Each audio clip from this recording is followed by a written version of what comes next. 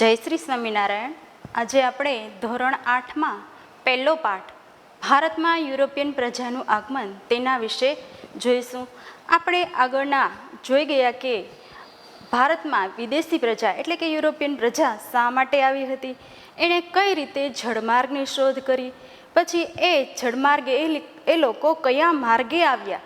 ત્યારબાદ આપણે એ પણ જોયું કે પોર્ટુગીઝ લોકોએ આપણા દેશમાં વેપાર કઈ રીતે શરૂ કર્યો, કઈ કઈ જગ્યાએ એ લોકોએ કોઠીઓ સ્થાપી અને એનો પોતાના વેપારનો વિસ્તાર વધાર્યો. અને ત્યારબાદ આપણે એ પણ જોયું કે આ પોર્ટુગીઝ સત્તાનો અંત કેવી રીતે આવ્યો, એટલે કે એનો અંત કેવી રીતે થયો.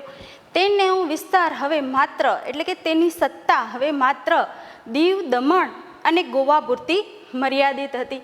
તો હવે આગળ આપણે જોઈશું કે બીજી કઈ પ્રજા આપણા દેશમાં આવી, એટલે કે વેપાર કરવા માટે પોર્ટુગીઝો પછી કઈ પ્રજા આપણા દેશમાં વેપાર માટે આવી.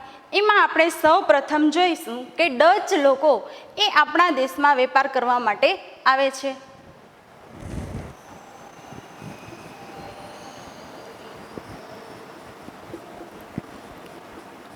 આ ડચ લોકોએ એને એક કંપની સ્થાપી હતી અને એ કંપનીનું નામ હતું ડચ ઈસ્ટ ઇન્ડિયા કંપની અને એની સ્થાપના ઈસવીસન 1602માં થઈ હતી. એટલે સ્થાપના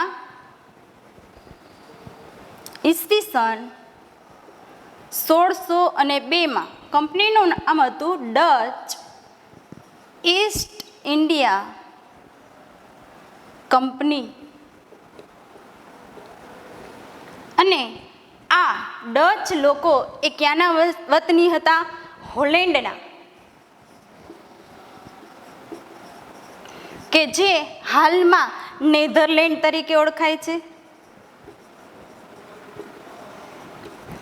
આ લોકોએ આપણા દેશમાં આવી અને ઘણી જગ્યાએ કોઠીઓ સ્થાપી.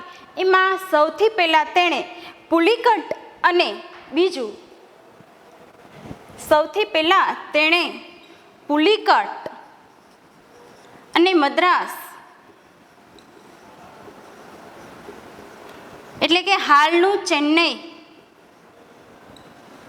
તેમાં આવી અને કોઠીઓ સ્થાપી. કોઠીઓ સ્થાપ્યા બાદ તેણે વેપાર કરવાનું ચાલુ કર્યું.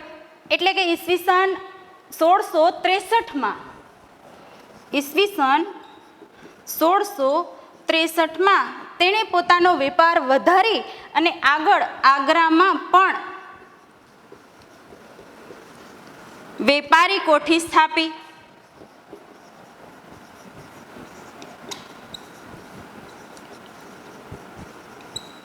ડચ લોકો પણ અંગ્રેજો સાથે હંમેશા સંઘર્ષ કરતા હતા. પોતાનો વેપાર વધારવા માટે એ અંગ્રેજો સાથે લડતા હતા.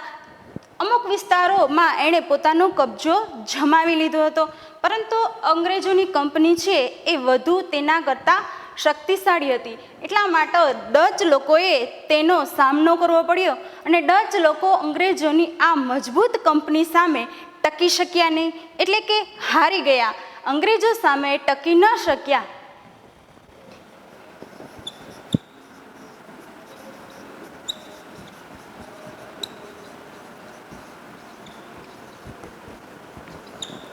અંગ્રેજો સામે એ ટકી ન શક્યા એટલા માટે ડચ લોકોએ આપણા દેશમાંથી એટલે કે ભારતમાંથી વેપાર જે કરતા હતા તેનો અંત આવે છે. એટલે કે ડચ લોકોએ અમુક વિસ્તારો પૂરતો પોતાનો કબજો આપણા દેશમાં જમાવ્યો હતો. આ પછી ડચ લોકો જાય છે એ પછી અંગ્રેજો એ આપણા દેશમાં આવે છે. તો હવે આગળ આપણે જોઈએ કે અંગ્રેજોએ આપણા દેશમાં કઈ રીતે વેપાર ચાલુ કર્યો.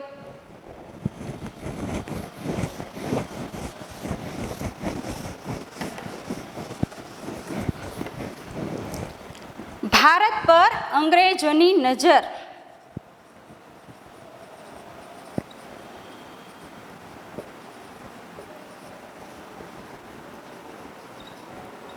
અથવા એમ કહી શકીએ કે અંગ્રેજોનું શાસન, અંગ્રેજોનું આગમન ઈસવીસન 1600માં બ્રિટનમાં જ્યારે રાણી એલિઝાબેથનું શાસન હતું ત્યારે ઈસવીસન 1600માં બ્રિટનમાં બ્રિટિશ ઇન્ડિયા કંપની તેની સ્થાપના થઈ. આ બ્રિટિશ ઈસ્ટ ઇન્ડિયા કંપની એ પ્રાઇવેટ કંપની હતી. એમાં ઘણા થોડાક લોકો ભેગા મળી અને એવું વિચાર્યું કે આપણે એક કંપની ચાલુ કરીએ. તો આ કંપની છે એ પ્રાઇવેટ કંપની હતી અને પ્રાઇવેટ કંપની હોય તો એનો આશય શું હોય કે વધુમાં વધુ નફો કમાવો. એટલે કંપનીનો આશય હતો ધનવાન બનવાનો. વધુમાં વધુ ધન કઈ રીતે કમાઈ શકે અને નફો કરી શકે એ આ પ્રાઇવેટ કંપનીનો આશય હતો અથવા એનો એ ઈરાદો હતો. આગળ જોઈએ તો એ ઈસવીસન 1608માં હોકિન્સ છે એ સૌ પ્રથમ સુરત બંદરે આવે છે. એટલે કે ઈસવીસન 1608માં હોકિન્સ સૌ પ્રથમ સુરત બંદરે ઉતરે છે.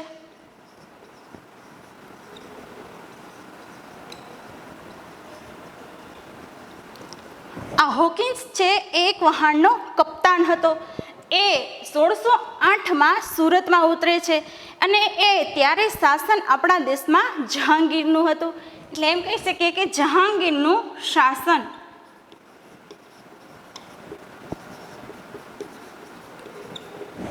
જહાંગીરનું શાસન હતું એટલે એ જહાંગીર પાસે વેપાર કરવા માટે મંજૂરી લેવા માટે જાય છે.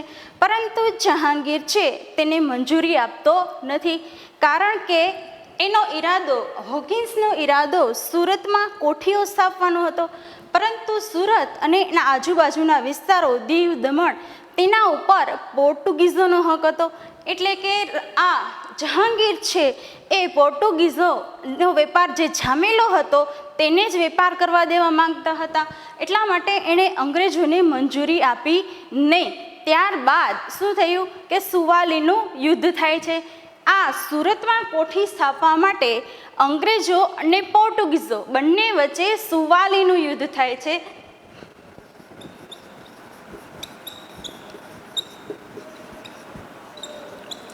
આ સુવાલીનું યુદ્ધ છે એ પોર્ટુગીઝો અને અંગ્રેજો વચ્ચે થાય છે.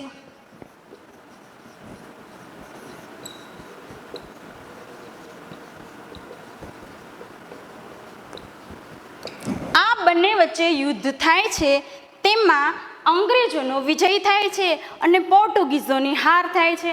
એટલા માટે પોર્ટુગીઝો છે એની સત્તા નબળી પડે છે અને અંગ્રેજો જીતતા જહાંગીરને પણ એમ થાય છે કે અંગ્રેજો છે એ બળવાન સત્તા છે તો એને વેપાર કરવાની છૂટ આપવી જોઈએ. આ સુવાલી છે એ એક સુરતની આજુબાજુનો પ્રદેશ છે અને ત્યાં સુરતમાં કોઠી સ્થાપવા માટે અંગ્રેજો અને પોર્ટુગીઝો વચ્ચે યુદ્ધ થાય છે. આગળ વધતા એ જહાંગીર છે એ વેપાર કરવાની મંજૂરી આપે છે.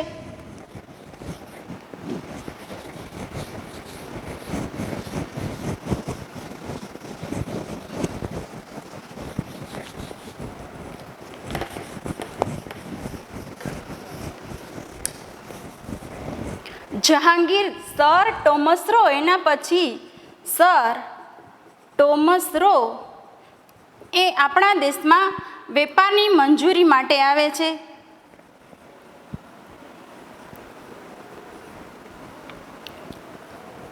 સર ટોમસ રો જ્યારે આવે છે ત્યારે પણ જહાંગીરની સત્તા હોય છે.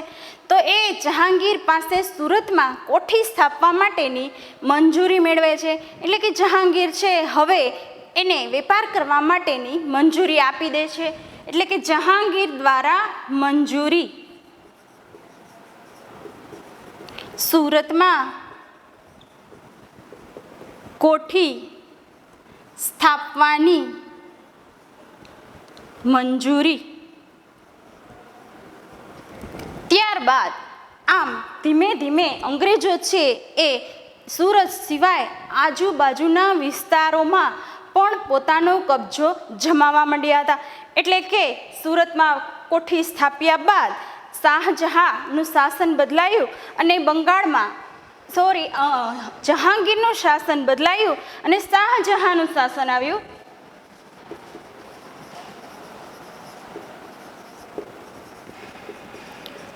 શાહજહાંનું શાસન આવતા અંગ્રેજોએ તેની પાસેથી બંગાળમાં વેપાર કરવા માટેની પરવાનગી મેળવી અને તેને બંગાળમાં આગળ વેપાર કરવા માટેની મંજૂરી મળી જાય છે.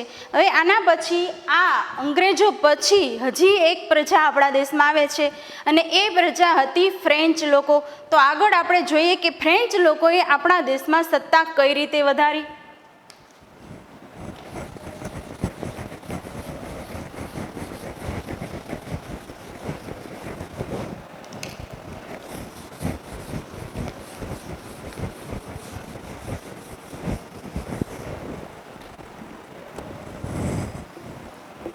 ફ્રેન્ચ લોકો પણ એક બળવાન કંપની હતી, એટલે કે એણે પણ ઈસવીસન 1664માં ફ્રેન્ચ ઈસ્ટ ઇન્ડિયા કંપનીની સ્થાપના કરેલી હતી. 1664માં એણે ફ્રેન્ચ ઈસ્ટ ઇન્ડિયા કંપનીની સ્થાપના કરેલી હતી અને આ કંપની પણ સરકારી હતી અને આ પહેલાં અંગ્રેજો આવી ગયા હતા, એટલે કે અંગ્રેજોની કંપની ઘણી બધી જૂની હતી. એટલા માટે એને હંમેશા અંગ્રેજો સાથે સંઘર્ષ કરવો પડ્યો હતો અને ફ્રેન્ચ ઈસ્ટ ઇન્ડિયા કંપનીએ સૌપ્રથમ સુરત અને પોંડિચેરીમાં કોઠીઓ સ્થાપી. સુરત અને પોંડિચેરીમાં કોઠીઓની સ્થાપના. એ પણ એક બળવાન કંપની હતી અને એણે ધીમે ધીમે સુરત અને આ બીજી પોંડિચેરી એનું મુખ્ય મથક હતું, ત્યાં એણે કોઠીઓ સ્થાપી. ત્યારબાદ એ ફ્રેન્ચ કંપનીનો વડો હતો દુપ્લે, અને દુપ્લે છે એ ખૂબ મહત્વકાંક્ષી હતો. દુપ્લે એ મહત્વકાંક્ષી ગવર્નર હતો,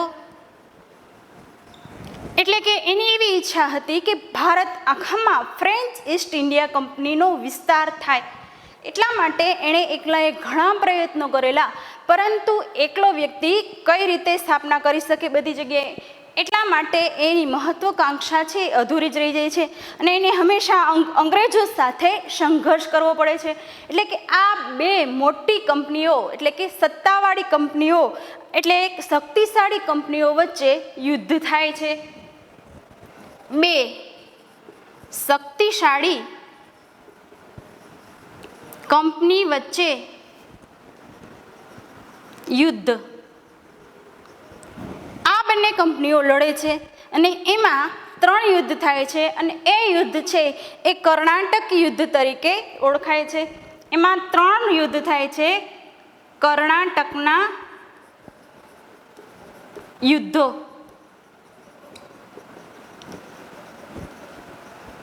આ 3 યુદ્ધ થાય છે અને એ યુદ્ધમાં આ ફ્રેન્ચો છે એની હાર થાય છે અને અંગ્રેજોની જીત થાય છે. એટલે અંગ્રેજો જીતી જાય છે, એટલા માટે આ ફ્રેન્ચોએ પોતાની સત્તા છે એ ગુમાવવી પડે છે. અમુક જગ્યાએ એ પોતાની સત્તા સ્થાપી શક્યું, પરંતુ બીજા અમુક સ્થળો છે અંગ્રેજોએ જીતી લીધા. તેમાંથી એની પાસે માત્ર પોંડિચેરી, માહે અને ચંદ્રનગર એવી 3 જગ્યાએ જ પોતાની સત્તા રહી. એટલે કે એની પાસે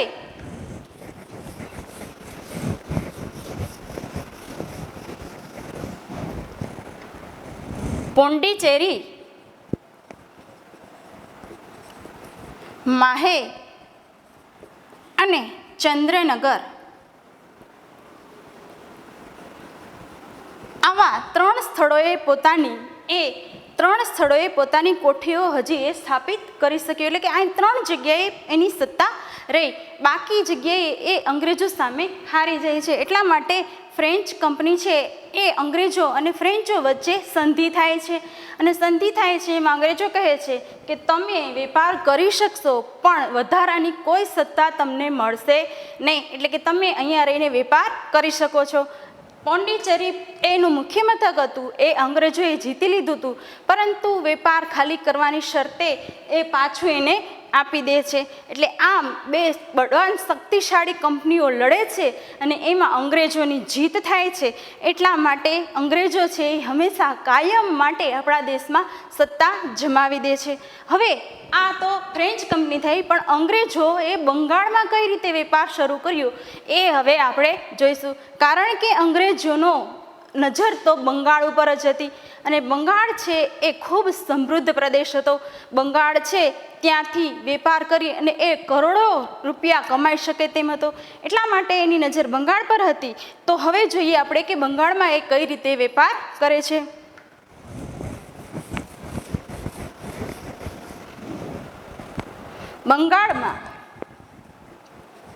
બંગાળ પર અંગ્રેજોની નજર, એટલે કે બંગાળમાં એની નજર હતી જ, કારણ કે સમૃદ્ધ પ્રદેશમાં કોણ વેપાર કરવાના છે.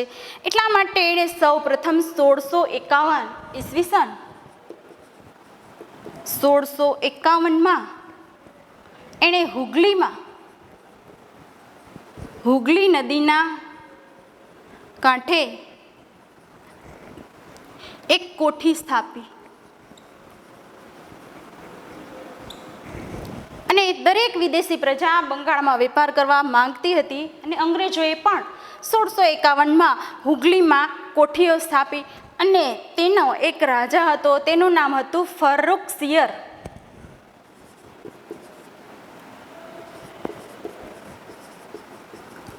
કે જે બંગાળનો નવાબ હતો. આ ફર્રુખસિયર છે એ એક વખત બીમાર પડે છે.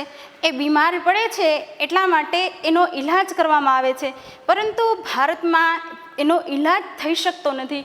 તો એ બ્રિટિશ છે ડૉક્ટરો છે એની પાસે એ ઈલાજ કરાવે છે. એટલે કે બ્રિટિશ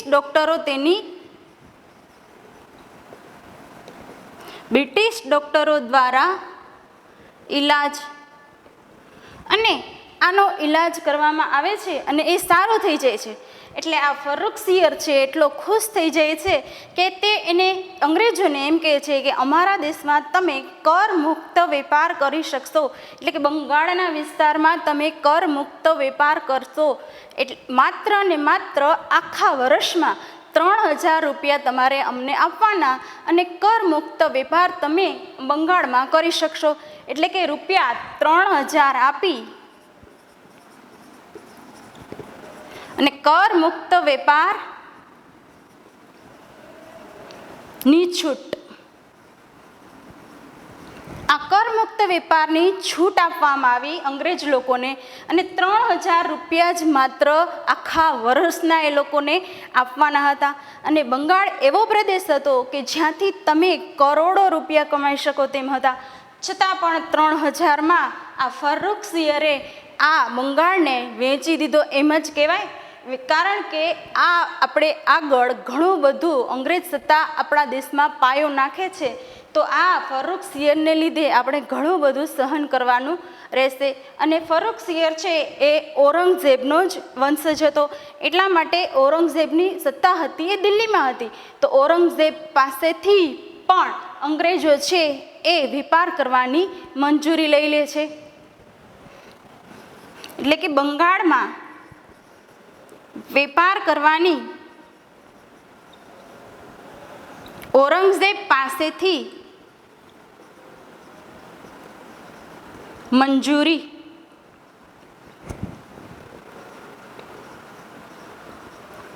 અને વેપાર પણ કેવો કર મુક્ત, એટલે કોઈ પણ જાતનો કર ભરવાનો નહીં.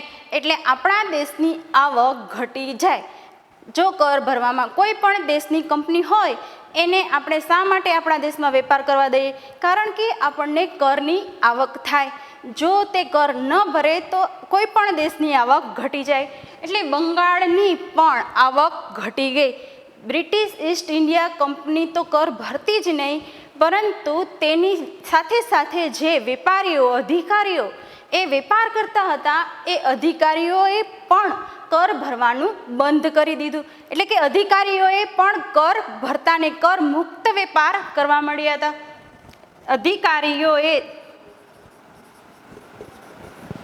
અધિકારી દ્વારા પણ કર મુક્ત વેપાર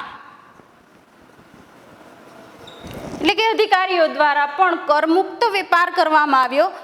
તેને લીધે આખા બંગાળની આવક ઘટી ગઈ. આગળ આપણે જોઈએ તો બંગાળની આવક ઘટી જાય છે.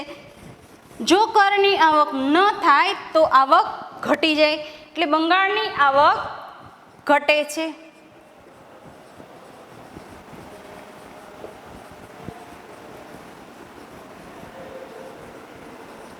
બંગાળની આવક ઘટી જતાં બંગાળની આવક ઘટી ગઈ એના લીધે છે ત્યાંનો એક નવાબ હતો મુર્શિદ અલી. આ મુર્શિદ અલી એ છે એ ફરિયાદ કરે છે.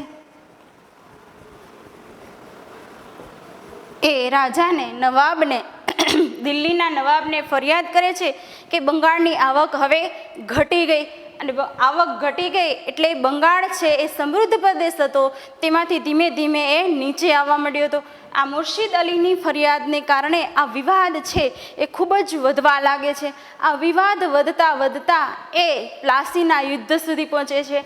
એટલે કે આ કારણ હતું કે પ્લાસીનું યુદ્ધ થાય, વિરોધ વધતા પ્લાસીનું યુદ્ધ.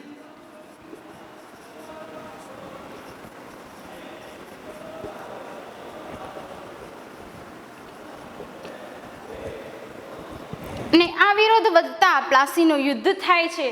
તો આગળ હવે આપણે આ પ્લાસીનું યુદ્ધ કઈ રીતે થાય છે, એનું કારણ શું હતું, આ બધી જ બાબતો વિશે હવે આપણે આગળ ભણવાના છીએ. જો તમને કોઈ આટલું મેં સમજાવ્યું એમાંથી તમને કોઈ જો પ્રશ્ન હોય તો તમે કોમેન્ટમાં જણાવી શકો છો. તો આજે આપણે અહીંયા સુધી રાખીએ છીએ. આગળ આપણે પ્લાસીનું યુદ્ધ અને બક્સરનું યુદ્ધ બંને વિશે જોઈશું. જય સ્વામિનારાયણ.